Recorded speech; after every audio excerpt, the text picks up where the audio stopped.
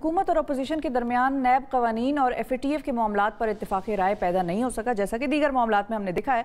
दूसरी तरफ अपोजिशन की अहम सियासी जो रहनुमा है उनकी मुलाकातें हो रही हैं। कल शहबाज शरीफ साहब की पहले मौलाना फजल रहमान साहब से और फिर बिलावल भुट्टो साहब से मुलाकात हुई। मुश्तरका प्रेस कॉन्फ्रेंस में बिलावल भुट्टो का कहना यह था कि अगर हम बाहर निकले तो धरने की ज़रूरत ही नहीं पड़ेगी, हम आधे रास्ते में होंगे और इमरान खान की हुकूमत गिर जाएगी। अच्छा, शहबाज शरीफ साहब ने कहा कि पाकिस्तान और इमरान खान एक साथ नहीं चल सकते हैं। अपोजिशन की इस बैठक में हुकूमत के लिए क्या पैगाम है? शहबाज शरीफ और बिलावल भुट्टो की मुलाकात के नतीजे में क्या होगा? क्या ईद के बाद अपोजिशन वज़ीर आज़म के खिलाफ तहरीक अदम एतमाद लेकर आएगी? क्या हस्ब इख्तिलाफ की तमाम क़यादत एक जगह बैठने में कामयाब हो सकती है? इस हवाले से हम बात करेंगे। हमारे साथ सहाफ़ी तज्ज़ियाकार जनाब उवैस तौहीद साहब मौजूद हैं। अस्सलाम वालेकुम उवैस साहब। जी भाई साहब, जी गुड मॉर्निंग। उवैस साहब, ये जो जुमला था जिसमें बिलावल साहब ने कहा कि अगर हम बाहर निकले तो धरने की ज़रूरत ही नहीं होगी, हम आधे रास्ते में होंगे और हुकूमत गिर जाएगी, ये ऐसा कॉन्फिडेंस कहाँ से आता है? ये मुझे ज़रा समझाएं, और ये कॉन्फिडेंस क्या कहता है? और वो भी कराची में जो सूरत हाल हुई है उसके बाद।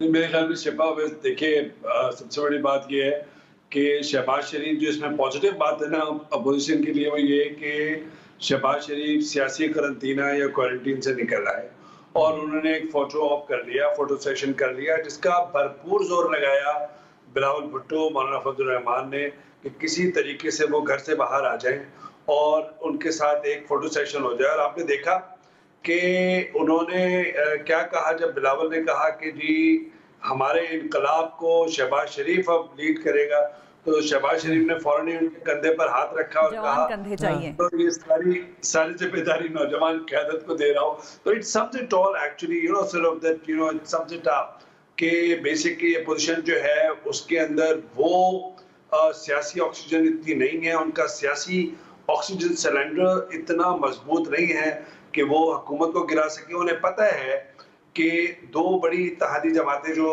तहरीके इंसाफ की हैं, PMLQ और MQM, वो नाराज भी हैं, नाला भी हैं, अपने मुतालबात बनवाने के लिए इधर उधर जाते हैं, लेकिन वो अलग नहीं हो रहे।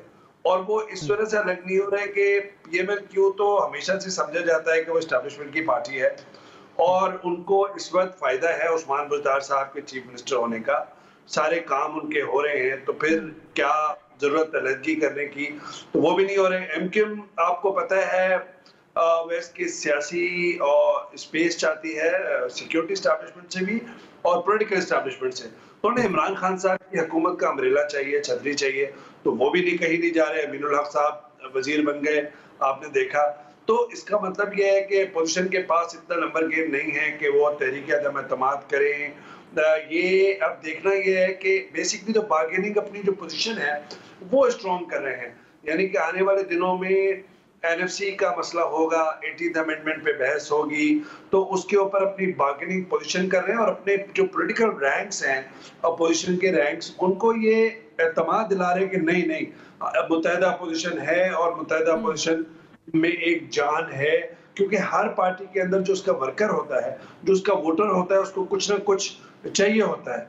ये जरूर है शिफा वैस के तहरीक इंसाफ को बड़े चैलेंज है, बड़ा चैलेंज खुद अपने आप से है, गवर्नेंस से है, डिलीवरी से है, उन मसाइल से है।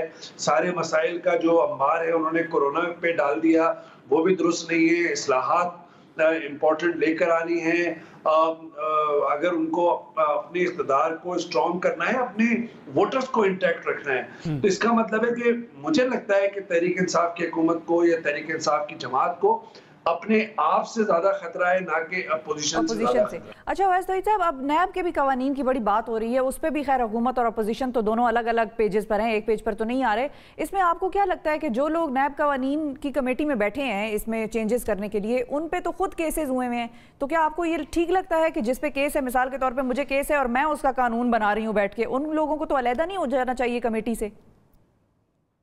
शिफा, देखिए असूली तौर पे तो नहीं होना चाहिए, मॉरली नहीं होना चाहिए, लेकिन ये जो सबसे बड़ी बहस है ना शिफा, वो ये कि इन्होंने लिंक किया है FATF के साथ कि हम आप नैब की तब्दीली ले आए, तरमीम लेकर आए और नैब के इदारे को बकौल शाह कुरैशी साहब और वफाकी वज़रा के कि इनको बंद कराना चाहते हैं। तो वो मेरे ख्याल में गलती हुई है अपोजिशन से इसको लिंक करना, और जो हमारी बातचीत हुई है अपोजिशन के मेंबर से, वो कहते हैं कि इसको हमने कोई बाज़ाब्ता तौर पर लिंक नहीं किया था, लेकिन हम ये कह रहे थे कि आपकी नैब के कवानीन, अब सुप्रीम कोर्ट ने भी इस पे एक अपनी जजमेंट दी हुई है साद रफीक सलमान रफीक के केस में, और उन्होंने बहुत ही सख्त अल्फाज इस्तेमाल किए नैब के खिलाफ। नैब, आपको पता है, आप भी तब्दीलियां चाहते हैं तो हम भी इसमें तब्दीलियां चाहते हैं, और फेटफ के अंदर जो आप कर रहे हैं पहले नैब की तरमीम पे कर रहे हैं। तो अब पॉलिटिकल गेम जो है वो हुकूमत ने तो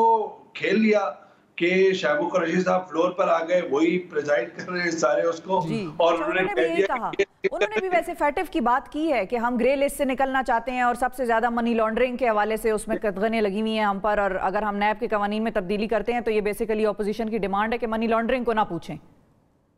नहीं, मेरा मेरा मेरा मेरा देखें शिफा, जो तदाई में अवैस और आप बात कर रहे थे ना, अपोजिशन और हुकूमत के दरमियान कोई कंसेंसस है ही नहीं। दोनों का जो फंडामेंटल जो इशू है शिफा, वो ये है कि Noon league Pakistan peoples party 17 million जो मैंडेट मिला है 2018 के इंतखाबात में तहरीक इंसाफ को, उसको नहीं मानते, कहते हैं स्टोलन मैंडेट है।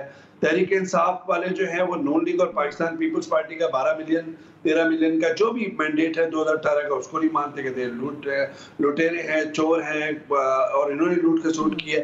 और अगर वो इनसे हाथ मिलाते हैं, वो इनके साथ बैठते हैं और कंसेंसस करते हैं, तो वो फिर अपने आप को नफी करेंगे, क्योंकि उसी की बुनियाद पे तो इख्तिदार में आए हैं। देखिए, दो चीजें आए ना, एक तो करप्शन के उस पे आए हैं, एहतसाब के उस पे, दूसरा रिफॉर्म्स पे। तो अब मसला ये है कि करप्शन के उस पे ये अपोजिशन के साथ बैठना नहीं चाह रहे। नैब के अंदर इनके साथ बैठ के मुस्तकिल तरमीम नहीं करा सकते। वो कहेंगे लीजिए, इनको सेफ पैसेज दे दिया, चोर रास्ता चाह रहे थे, ईडी को दे दिया, तो ये तो फिर रिवायती जमात हो गई तहरीक इंसाफ। तो पॉलिटिकल उनका जो वोट बैंक है वो इरोड होगा, तो इरोजन की वजह से वो नहीं कर सकते। दूसरा, जो इस्लाहात हैं इदारों में वो ला नहीं पा रहे, तो इसका मतलब है कि तहरीक इंसाफ भी फंसी हुई है अपने ही गिरदाब में, अपने ही नारों के गिरदाब में। यानी दोनों तरफ जो है वो बात बराबर की है, तहरीक इंसाफ भी फंसी हुई है और ऑपोजिशन भी फंसी हुई है। अब अगर हम ईद के बाद की बात करें, जो प्रेडिक्शन अगर मैं आपसे लूं, तो आपको कोई चीज़ होती हुई नज़र आ रही है? पहले तो ऑपोजिशन के हवाले से बता दें कि ये जो APC वाला मामला है, आपको लगता है कि APC हो जाएगी और फिर उसके बाद वो लोग इस काबिल होंगे कि बाहर निकलें और कोई ना कोई शख्स तय कर लें फिर कौन रहनुमाई करेगा और आगे बढ़ेंगे सड़कों पर आने? कुछ आपको APC के मामले में होता हुआ नजर आता है ईद के बाद? नहीं, मुझे कोई ठोस ऐसा नहीं लगता। देखिए, तहरीक अदम एतमाद जो है वो हो नहीं सकती, क्योंकि देखिए माजी में जितनी इनकी कोशिशें हैं, चाहे वो चेयरमैन के सेनेट के खिलाफ तहरीक एतमाद हो, वो भी इनकी कामयाब नहीं हुई। इनके आपस के इख्तलाफात थे और वोट कम निकले जब वोटिंग हुई। इसी तरीके से इनका और जगहों पे कंसेंसस नहीं हुआ। खुद मौलाना फजल रहमान इनसे नाला है कि जी उनका जो सो कॉल्ड आज़ादी मार्च था उनको सपोर्ट नहीं की, ना शहबाज शरीफ ने, ना पीपल्स पार्टी ने, जिस तरह के उनको वादे किए थे।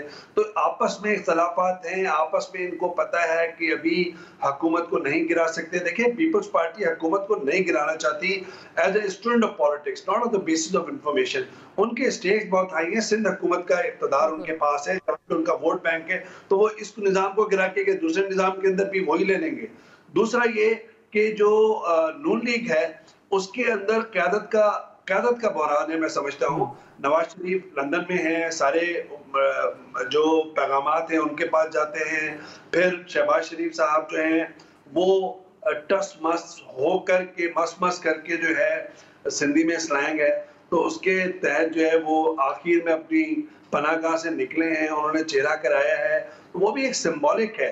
लेकिन मैं ये समझता हूँ कि अपोजिशन जो है हुकूमत को दीवार से लगाना चाह रही है। जो हुकूमत मसाइल के अंदर फंसी हुई है, चाहे वो माशी मसाइल हैं, चाहे वो कोरोना से के दरपेश मसाइल हैं, चाहे वो इस्लाहात के मसाइल हैं, चाहे उनके कोरोना तो बड़े हद तक बेहतर नहीं हो गया जी।